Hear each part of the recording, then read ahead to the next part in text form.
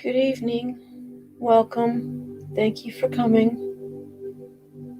Another night for a silent minute. This is your soul stitch. If you could drop a thumbs up, I would greatly appreciate it. Thank you for joining. And if you haven't had an opportunity before, I would dearly love it if you would subscribe to the channel. I rarely ever plug it, but I'm trying to be proactive.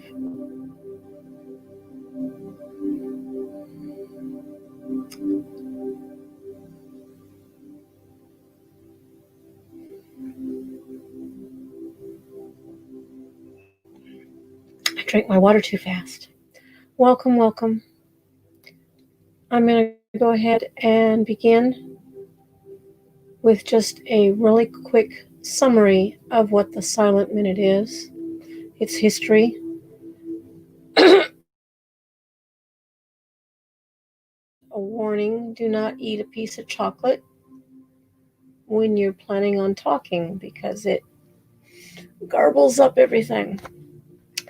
So, the silent minute we know about from the 1940s when World War II was going on and the Nazis were blitzing relentlessly the United Kingdom, Great Britain. And at the time during the war, they would have blackouts and they silenced Big Ben's bells. So the people didn't get to hear the nightly chiming of the bells. Where the story actually begins is back in 1917. There was a gentleman, a young army officer named Wellesley Tudor Pole, who, on the eve of another great battle, early in December of 1917, in the mountains around Jerusalem, he and another British officer were discussing the war, and they were doing what ifs, what could possibly be the aftermath after all of this battle. Countless lives lost. Who would go home? Who wouldn't go home? One of the two men, the other officer, he realized that his days were numbered, that he would not be long for this world. And in speaking to Officer Pole, he told him, "I shall not come through this struggle. And like millions of other men in this war, it will be my destiny to go on now. Yet you will survive and live to see a greater and more vital conflict fought out in every continent and ocean and in the air. When that time comes, remember us. we shall long to play our part, wherever we may be. Give us the opportunity to do so, for that war for us will be a righteous war. We shall not fight with material weapons then, but we can help if you will let us. We shall be an unseen army, but a mighty army. Give us the chance to pull our weight. You will still have time available as your servant. Lend us a moment of it each day, and through your silence, give us an opportunity. The power of silence is greater than you know. When those tragic days arrive, do not forget us. The battle on the next day saw the young man who was speaking being killed and Wellesley Pole. He was wounded severely. Oddly, though his wounds had no great or grave impact, the bullets apparently moved through him cleanly. No major organs or bones or arteries. Perhaps he was blessed and protected. But it was through that night that it gave credence to, or gave the inspiration for, the silent minute that became widely spread in 1940. They were unprotected, Great Britain, and they were very alone in their battle there. And so through then Major Wellesley Tudor Pole's words and encouragement, with the backing of King George and Winston Churchill, along with the cabinet there, Winston Churchill secured with the BBC an airing nightly 1 minute before 9 p.m. that they would ring Big Ben's bells. Say that 3 times fast. They would ring Big Ben's bells again. Remember, they'd been silent all this time. And the bells would be the signal for everybody at 9 p.m., no matter where they were. If they were in the battlefields, if they were in the hospitals, if they were in the dugouts and the fallout shelters, and no matter if they were on land or sea, they would stop and they would hold silence for that minute and longer as the Spirit moved them. But they would hold the silence in praying for peace, in allowing those who had gone before them, who had died in battles long lost, long gone, that they would be there standing beside them and looking out for them.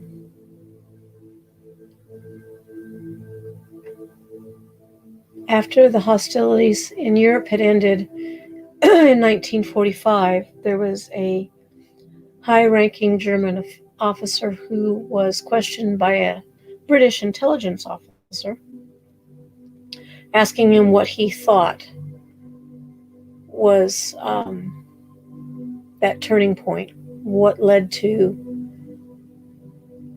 them no longer being able to strike at the heart of Britain. And his reply was, during the war, you had a secret weapon for which we could find no countermeasure and which we did not understand, but it was very powerful. It was associated with the striking of Big Ben at 9 each evening. I believe you called it the silent minute. So here I am with you, asking for a silent minute or two to hold in our hearts and to be joined heart to heart and soul to soul, to seek peace,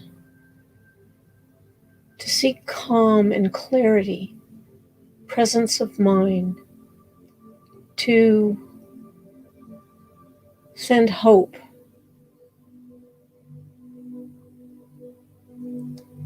that every man, woman, and child feels not alone, but they feel strengthened, they feel loved, that their hearts be filled with goodwill, the willingness to do good, and kindness.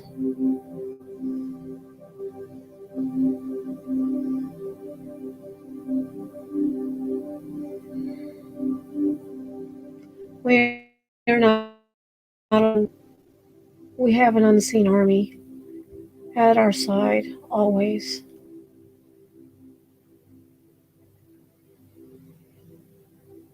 And where attention goes, energy flows.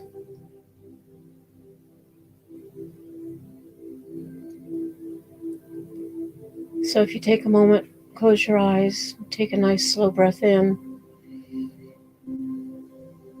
Think of someone or something that you love to the point that your heart bursts. And then imagine that feeling spread out all across the planet, because our planet needs us. Every man, woman, and child needs us.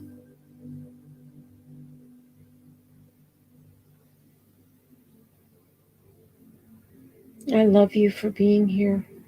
Thank you.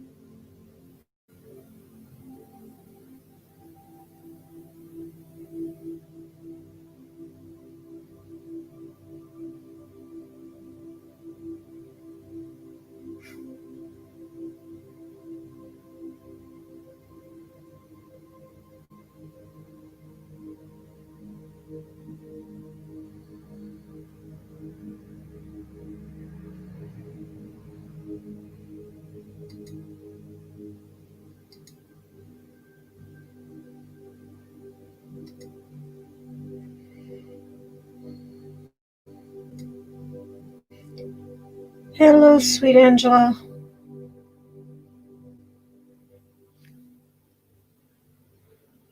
Hello, my dear Annie.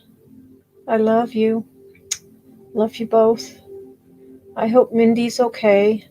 And the sisters, if you're out there, I love you.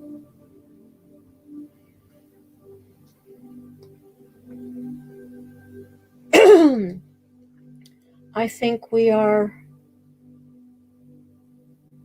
if anything, a resilient species.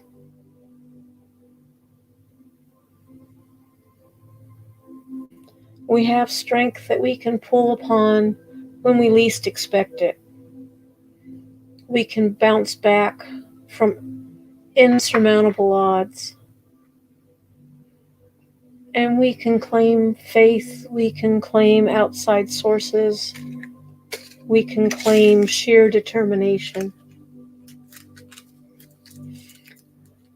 I was thinking about that resilience, and I found this. Resilience is saying, yes, I can, in the presence of those who doubt us. It is standing tall rather than hanging our heads and shuffling away when the invitation to give up beckons. Resilience means never succumbing to the forces of defeat that may be all around us. It means believing there is a path that has been charted for you and staying on it even when you stumble. Resilience means not letting failure or criticism deter you from the willingness to try again, to move forward regardless. It means letting the past be the past rather than allowing it to control the present, to forecast the future. Resilience is a decision before it's anything else, and then it's a commitment to execute the plan. Resilience is a trait that can be honed by all, but is avoided by many because of fear of failure. And resilience is getting up again and again and again when one falls. It comes from the good stuff, from growing up in a dysfunctional family. And unfortunately, I cannot tell you the author's name. It begins with a K. It's a very blurry copy, but I thankfully can read it. There's Mindy. Hey, Charlotte. Hey, Portal. Love you bunches. Cameron. Oh, my little brother. Annie. Sikkim. Cameron, that's your uncle.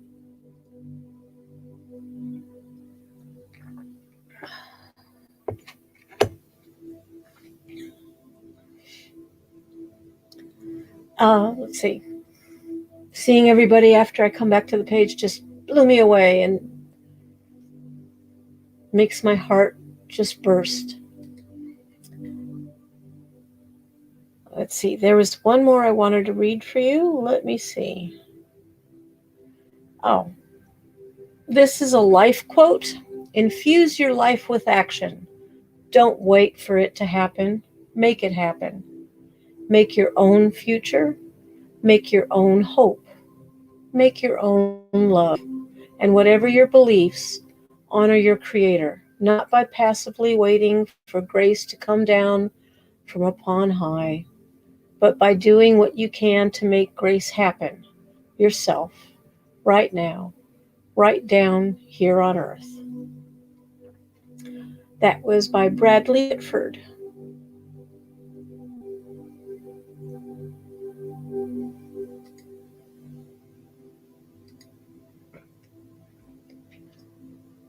Well, I don't know if you missed the minute or not. If I cut it too short for you, I am happy to pull us back there again. Portal, it is so fantastic to see you. Thank you, thank you. And Charlotte, big hugs back to you and your hubby and that beautiful little OG.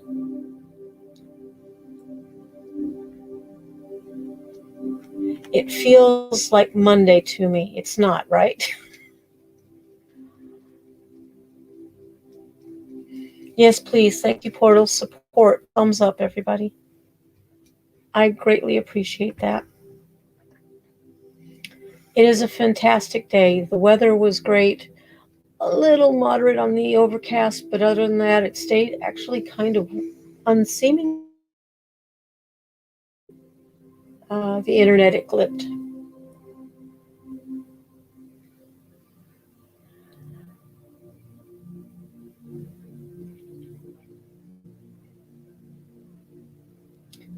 I'm not sure, not yet, what, Charlotte, but thank you. Um, I'll be doing this for the rest of the month and maybe into February. I'm not sure, but I know that February 2nd, I will be taking a class that's going to run on this same time. It's a meditation. So this will either be postponed or I might, which I hate to break the nights because we've been doing it every night. This is the 19th night. It's like, wow. I am so happy that you're here, Mindy. Oh, it's not yet Monday. Okay, thank you. It just feels like Monday, though. Like I've lost a day. I had tagged Master Co, who is, he does meditations Monday, Wednesday, and Friday on his website, on Instagram, Facebook. I'm not sure if it also plays on, or not Facebook, excuse me, YouTube.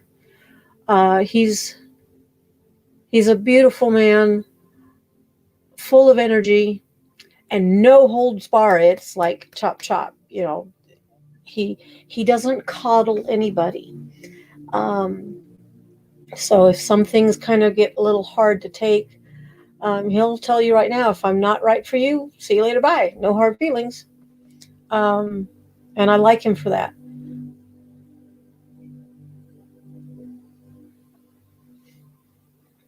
I've lost many. Ask Angela. But Master Coast started doing his earlier last year when everybody was locked down.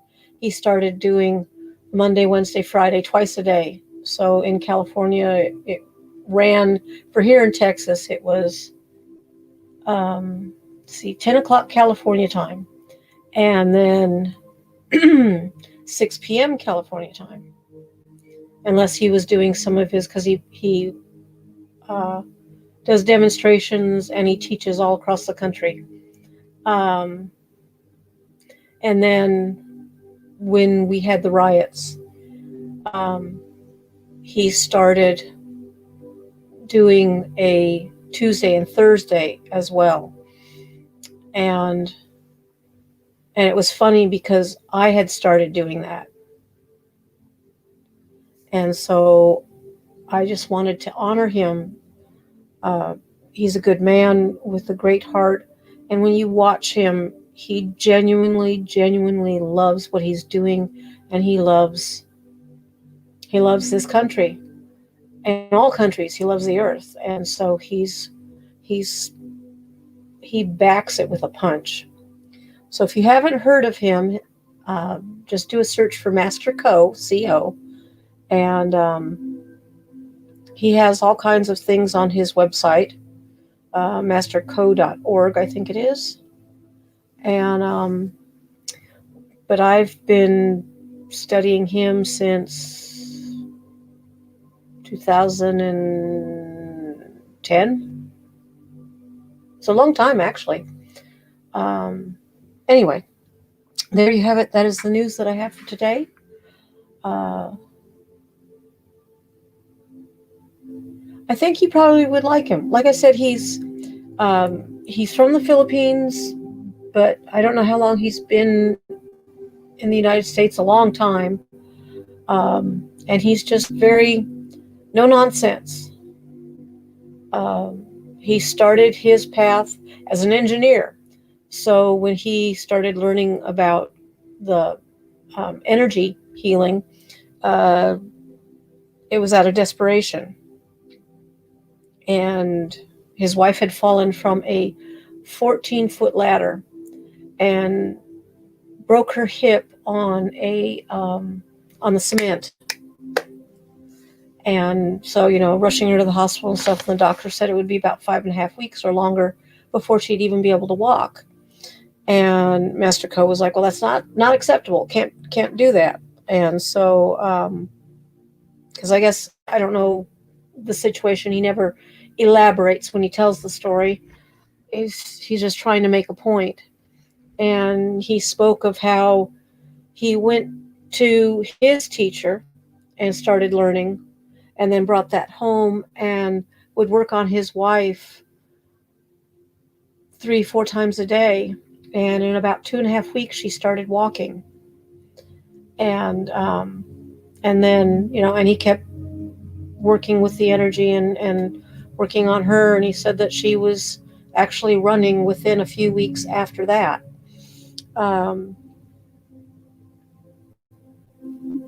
He calls in, it's an all-encompassing, he does, the St. Francis of Assisi prayer during part of the meditation, and it's all very encompassing. It's not religious by any way, shape, or form, but yet there is a reverence to what we can't see and to life, and it's lovely. So I think you would like him. Hello, I see more people have showed up. Love you guys. I really, really appreciate this. Please, if you haven't had the opportunity, go give me a thumbs up, like Portal said. And let's just take this moment, tap our hearts, and know that heart to heart and soul to soul, we are one. And envision just a golden light, if you will, like the sun pouring down over the planet and blessing everybody and protecting every man, woman, and child. Let them have food. Let them have shelter. Let them have peace. Let them sleep unafraid.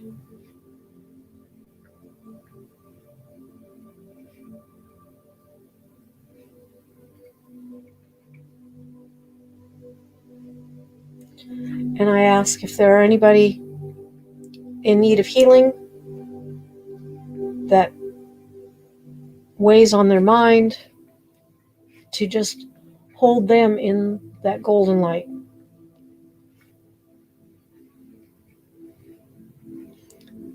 Before you arrived, many of you, I had spoke on the, I call it piggybacking or hitchhiking, is imagining anything, your firstborn child, and the feeling in your heart that you felt holding them, or seeing them for the first time, or the love of your life, or whatever parent, friend,